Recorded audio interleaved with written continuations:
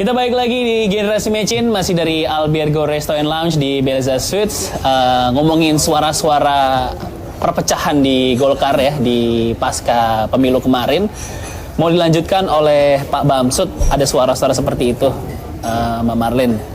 Apa Pak Bamsud satu-satunya pilihan atau ya udahlah karena beliau yang kayaknya semacam punya power sekarang, ya udah kita tunjuk beliau saja untuk meneruskan. Gimana Mbak Marlin? Kalau saya jawabnya gampang. Gimana?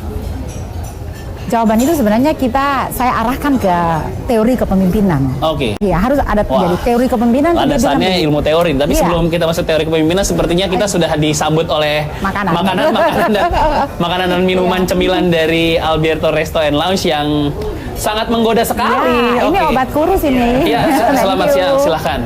Ini menu-menu andalan ya. Wow. Chicken schnitzel. Wow. Ini chicken schnitzel. Ini obat kurus ini. Ini nasi goreng. Itu nasi ulam. Wah, aduh macam-macam ya. Oke. Minumnya belum, Mas? Oke, siap. Oke, nyusul. Berarti kita nunggu minum dulu ya. Oke, siap. Terima kasih ya, Mas. Kembali, Pak. Oke. Ya, silakan Mbak Marlin dilanjutkan lagi. Ya, jadi kalau bicara tentang teori kepemimpinan, itu kan artinya saya pakai arti yang sederhana aja. Yeah. Bagaimana pemimpin itu dia mempengaruhi orang yang dipimpin untuk bergerak bersama-sama menuju tujuan. Oke. Kalau pakai teori kepemimpinan.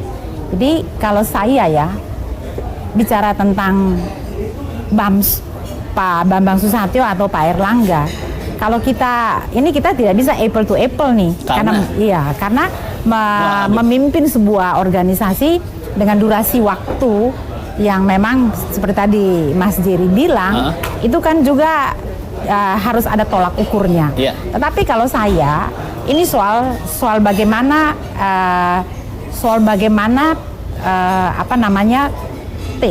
bagaimana cara seorang pemimpin itu dia memimpin organisasi. Okay. Jadi kalau misalnya saja organisasi ini kan gampang. Kita ini di Golkar ini kan kita punya mekanisme jelas. Yeah.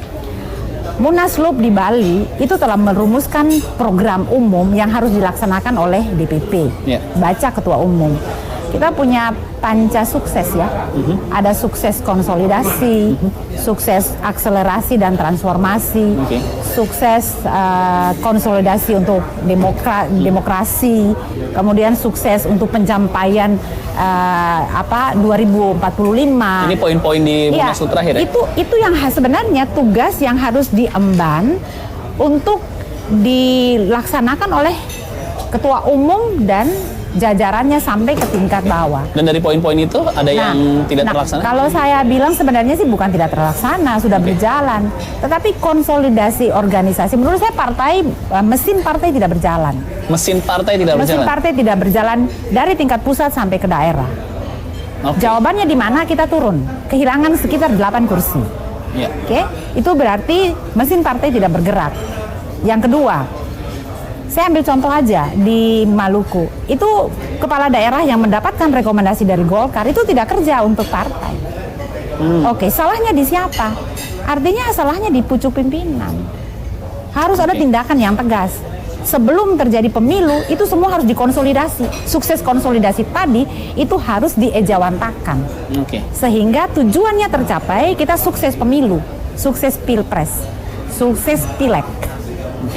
Nah, menurut saya indikasi-indikasi ini yang membuat ukuran tadi dari awal saya bilang, ukuran tentang seorang pemimpin, saya pribadi mengukur.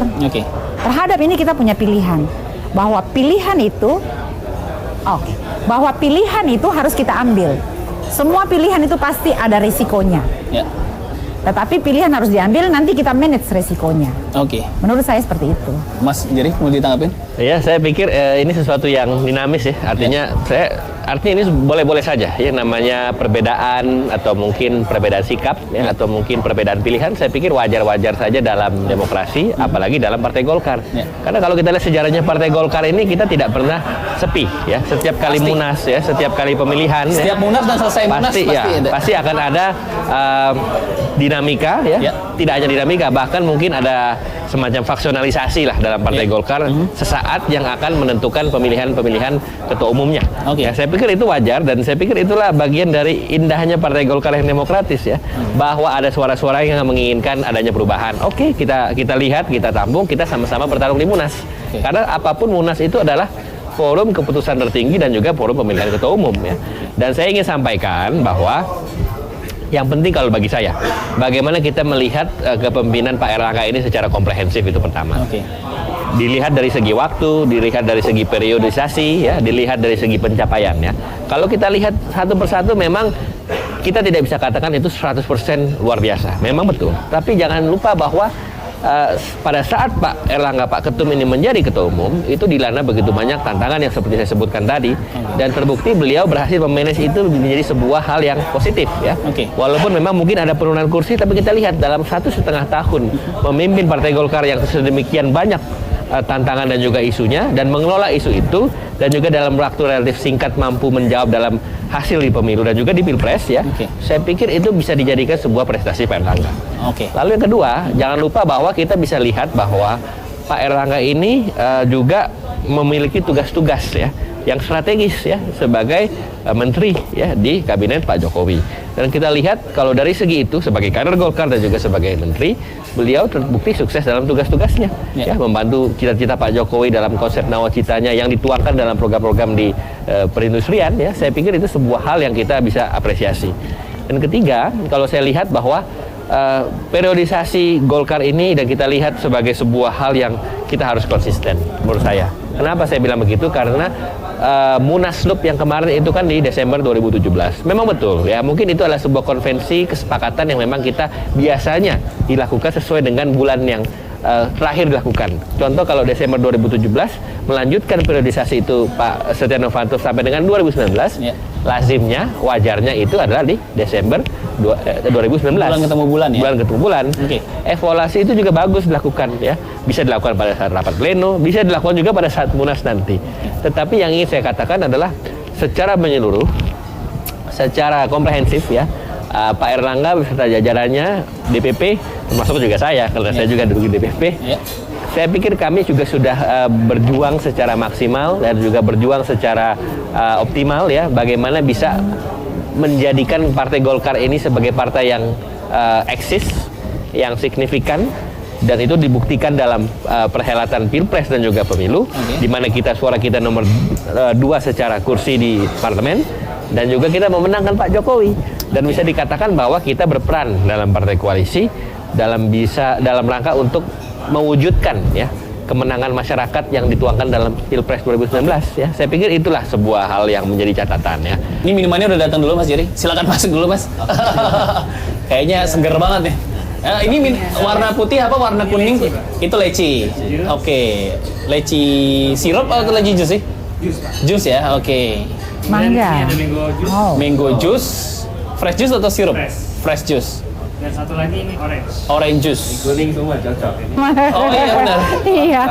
Ini netral. Harusnya saya yang putih, itu saya yang netral. Iya, harusnya netral. Ya sudah lah, nanti kita atur lagi ya.